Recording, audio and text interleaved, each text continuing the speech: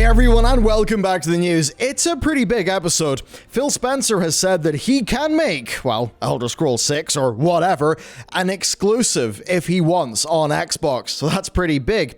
Then there are some, China region restrictions that popped into World of Warcraft, and that popped off a few spooks for the players, and a whole bunch more. Ubisoft got hacked, Crytek got hacked, we have more Mass Effect on the way, it would seem, and also Cyberpunk's excellent marketing campaign is rolling on, plus a whole bunch more. And speaking of a whole bunch more, do you want to support us and get a whole bunch of really cool stuff in the post? Because it is Rogue Month, so you get the Rogue pin, maybe you play a Rogue in D&D or Baldur's Gate 3, we've got, bam, special for the art, big old hit of that fantasy nostalgia, and of course, it's October, so it's pretty spooky. Yes, it's a very chunky month over in Patreon. That all comes from our, our Game Studios art team, and it's the best way to support what we're doing.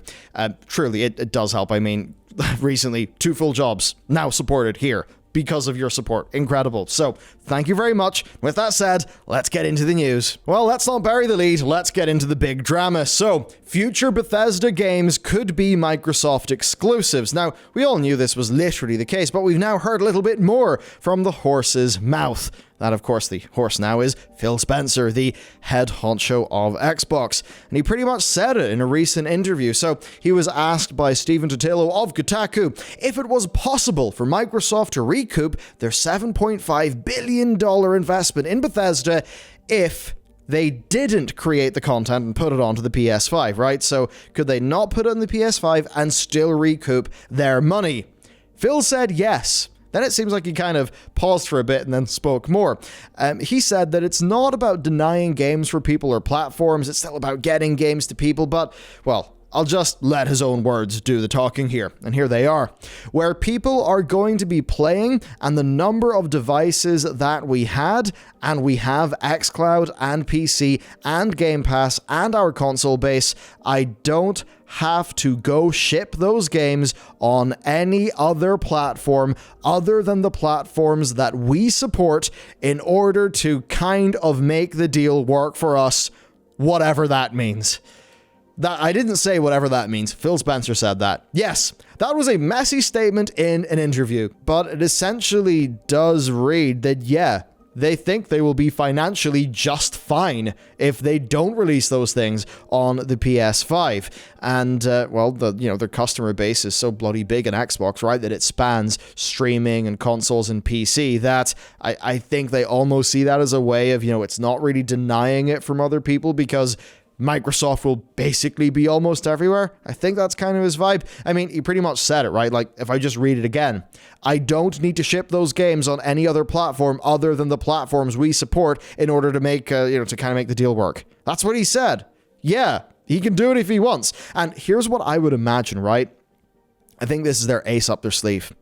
If they find themselves struggling against Sony in terms of market share, then they could sacrifice sales of those games in order to get more market share by holding them back as Xbox platform exclusives. Be that, of course, console, PC, xCloud, whatever. And we can all see this making cold business sense in terms of that fight for the market share. But that said, selling games makes a lot of money as well. So even if Microsoft, here's the thing, right? A pretty good thing for Microsoft to do to make money from gaming, the thing, is to sell games everywhere, including on their competitors' hardware, because, hey, they sell all of their consoles at a loss anyway. Obviously, though, Microsoft would rather have you on their store and using their services. But the thing here is, no matter what Sony does, they've just had to take a massive loss on Bethesda. I mean, yeah, they do get their, their Deathloop timed exclusive and stuff that still, it's a commitment that's being honored, but for a lot of people, they're going to see Starfield, they're going to see the new Elder Scrolls, they're going to see a new Doom, a new Wolfenstein, those 2 collections that we mentioned recently. They're going to see them all included in Game Pass. They're probably going to have Game Pass anyway. And that's going to be the decision. Do I play this on Game Pass on my Xbox Series S or X or PC, or do I pay $70 for it on the PS5?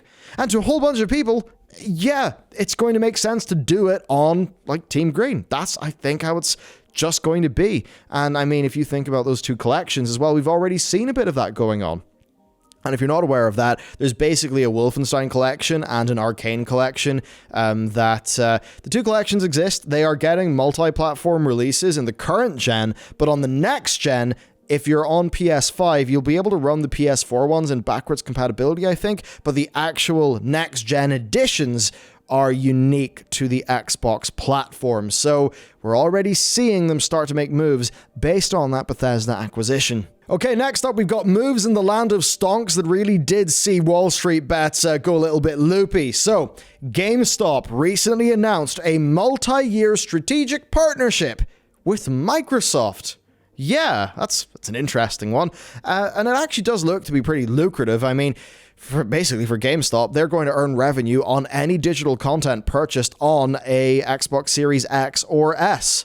Any S or X that is sold by the retailer. So they'll just get, I guess, royalties for that sale. And this includes things like game downloads, DLC purchases, movie rentals, everything. I assume that will come out of Microsoft's cut.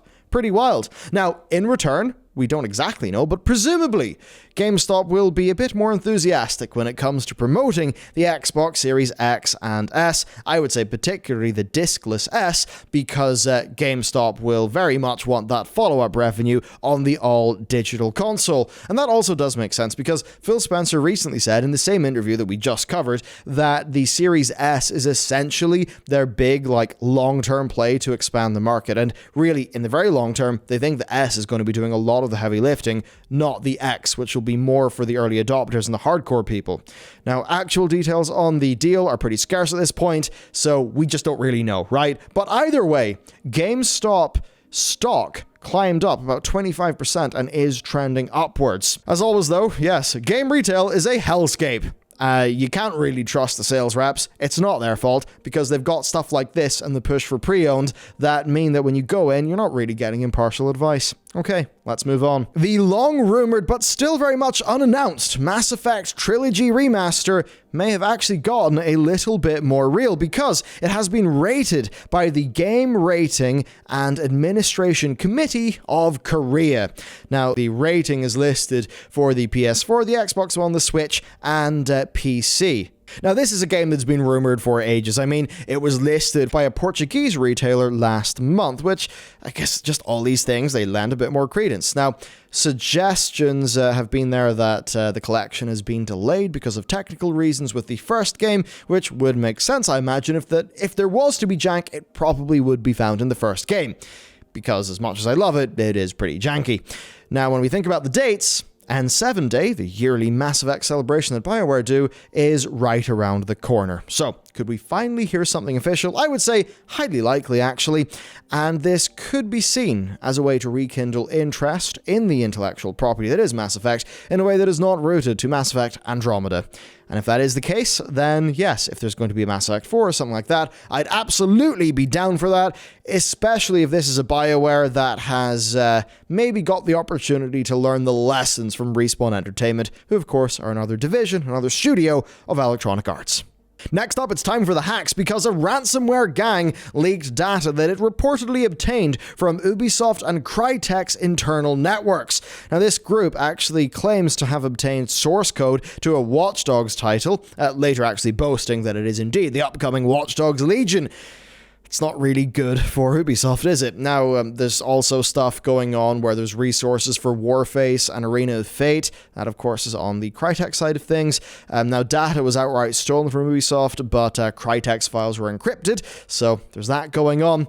We'll have to see what goes on here, really. It's just something that happened, bad security practices, I guess. But the group have stated that they aren't holding Watch Dogs Legion to ransom just yet, that they're instead waiting on a response from Ubisoft, and they'll allegedly release some more information, until they actually get one. So, who knows what Ubisoft will do? Certainly is a spicy story, and who knows what sort of data we're going to get from this one. Cyberpunk 2077 is right around the corner, and we have yet another Night City Wire episode to keep us ticking over.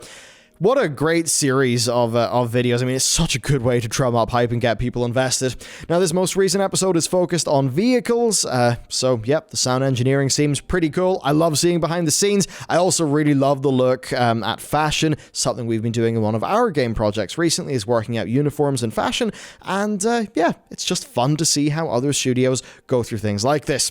Now, this also involved an announcement of 2 IRL collabs, one with Porsche and another one with Arch, who are a motorcycle manufacturer. And actually, for the bike one, Keanu even appeared, which was kind of cool. Also, they did confirm, get ready, that the Stadia version will be available on launch day. Oh yeah, both you Stadia users, oh wow, they must be pleased. But yes, overall, I think this game is going to be absolutely immense. I cannot wait. I love The Witcher 3. I love what this studio does. And yes, my love of their output is separate from me talking about like other things, like say the ongoing scuffle over the working conditions. And that certainly has been interesting. There's been so much intensity on both sides of that. I mean, recently there was that Reddit post that went really big. Schreier's now claiming to have confirmed the identity of that Reddit poster. Then there's the Game Informer interview, which appeared sort of somewhat more on the other side of things. So all that's been going on, which has been kind of fun. And I mean, it's the sort of thing where I would still say, by the way, a lot of you were saying, oh, Polish labor laws prevent more than 48-hour work weeks, so crunch couldn't have happened. Well, Witcher 3 had legendary crunch that's like super confirmed, and the Polish labor law still existed when that happened, right? I mean, you need only look at the internal email from company leadership from summer that leaked out that was very much, I mean, confirming it. So, look, it's the kind of thing where, the game is probably going to be incredible. It's probably going to set records. I cannot wait to play it personally. Absolutely. But, I think we should be able to talk about these other things without absolutely getting our knickers in a twist. Okay, let's move on. Okay, we've got some China fun because something odd popped up in the World of Warcraft Shadowlands beta this week, where some players were receiving a message in their little buff bar that was informing them that they would be receiving half money and XP rewards for being online for more than 3 hours. And then it stipulated the way they could reset their timer. Fun stuff, eh? Now, of course, this is a measure that is the sort of thing that's mandated by the Chinese government to curtail underage gaming. And this is the kind of thing like China do it. I'm pretty sure Korea do quite a bit of this as well. Of course, in my view, this is not the role of the state. So these things absolutely suck and are terrible. I think the state should have absolutely no say on, things like this. Yeah, now these are restrictions that have been around since 2005, but it's a sort of thing that's, tightening and tightening as time goes on. Yeah, it is just the sort of thing that basically everybody who's operating that in that region just has to deal with, and there you go. It's the most recent version that we found in the Shadowlands beta.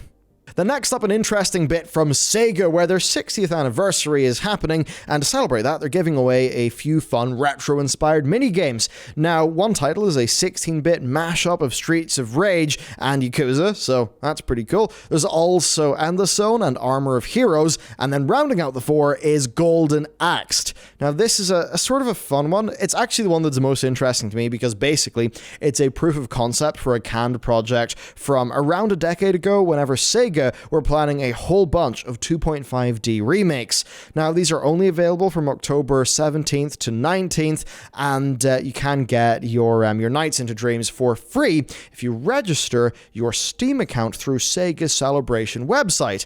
Overall, it's a pretty effective way to celebrate your birthday and get people talking about your brand, but the inclusion of Golden Axe did touch a nerve with an ex-programmer on the project. That programmer is Tim Dawson. He created the prototype after a successful pitch demo for the Castle of Illusion remake dropped in 2013. Now, Dawson says that Sega management asked for, quote, another miracle, and that he put in nightmare hours to turn the project around after being told that a first attempt lacked wow factor. So yeah, it basically seems like he put a whole bunch into this and really went above and beyond and just, did nightmare hours. But he then took issue with the game's Steam description that states that Golden Axed may be janky, may be buggy, may be an artifact of its time, but it offers a unique glimpse into the prospect of a project that could have been. So yes, he took to Twitter to voice his displeasure. I feel like there's probably a tone they were going for with that, and I think it's probably a reasonable enough tone saying like, hey, We get it, this is not a super polished product, but it's a bit of fun. It's a glimpse into something interesting. But I suppose to the guy who then seemingly sacrificed quite a bit to make that a reality, you know, not really ideal. Now, Sega actually did apologize to him for dredging up painful memories. It's a bit rough, and they said that they only wanted to bring the work the developers did to light. So, an interesting thing. Don't know what happened there, but it very much seems like that relationship did not end well. And speaking of things ending well, hopefully that's this episode ended well, because we've got no more news. We've ran out of news. Hey, do you want to support what we're doing? You can get a lot of art. You can also get the pin. So, pretty cool. You can support us, get stuff from our art team, and help us do cool stuff here. We really do appreciate all the Patreon support. I mean, literally, 2 new job roles, and that's been so helpful in just a whole bunch of what I've been able to do, and like what Matt's been able to do as well, and the videos we can make, so it's been great. So thank you for that. Thank you for watching today's video, and with that said, I'll see you next time.